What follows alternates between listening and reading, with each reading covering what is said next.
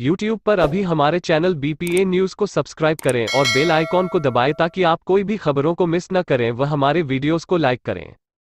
सरकार पे आप मोदी और योगी सरकार बिल्कुल निरंकुश हो चुकी है। शायद इतिहास में ऐसी सरकार न आई थी, न आई है और न भविष्य में आएगी। यह बिल्कुल ही तानाशाही रवैया अपनाया हुआ है मोदी और योगी का।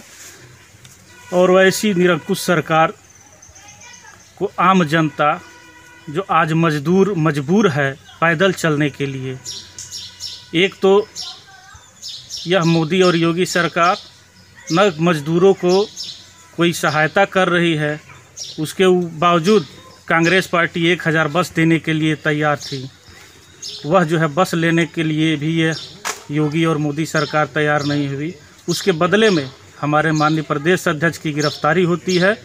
और जब प्रधानमंत्री ये PM एंड केयर फंड बनाते हैं, जो कि प्रधानमंत्री राहत कोष जब संविधान भारत का बना उसी समय प्रधानमंत्री राहत कोष बना, ताकि जो है जो भी आपदा वाला धन आएगा तो वह प्रधानमंत्री राहत कोष में जमा होगा।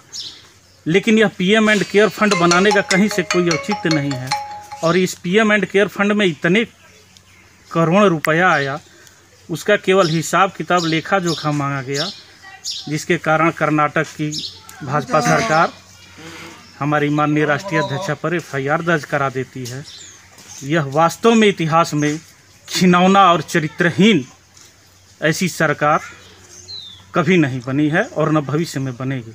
इसका जीता जागता उदाहरण अभी 2020 में बिहार विधानसभा का चुनाव होगा, उसमें भी भाजपा को मुँह की खानी पड़ेगी।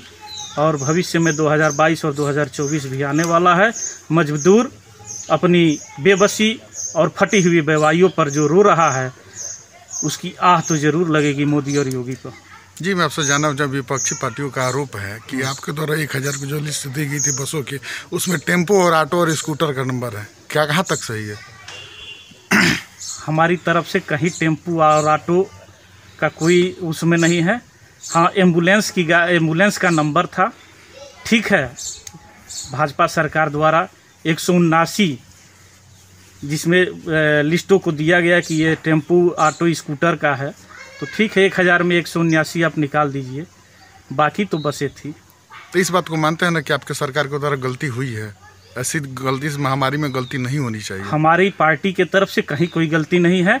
ARTO महोदय ने भी जो है उत्तर प्रदेश का परिवहन विभाग भी 1000 बसों का जो है जब जांच किया तो सारी जांच में सही पाई गई। जी, और एक विपक्ष और सवाल उठा रहा है कि क्या मामला है कि सिर्फ यूपी के लोगों को कांग्रेस पार्टी बसें दे रही है, लाना चाहती है, और क्या महाराष्ट्र में जो गुजरात और अन्य राज्यों में जो फंसे, क्या उनके लिए बस फैसिलिटी नहीं चाहिए? क्या क्यों नहीं? हर प्रदेश में बस फैसिलिटी। आखिर में क्यों नहीं हुआ है सर? हर प्रदेश में चला है, हर प्रदेश में चला है।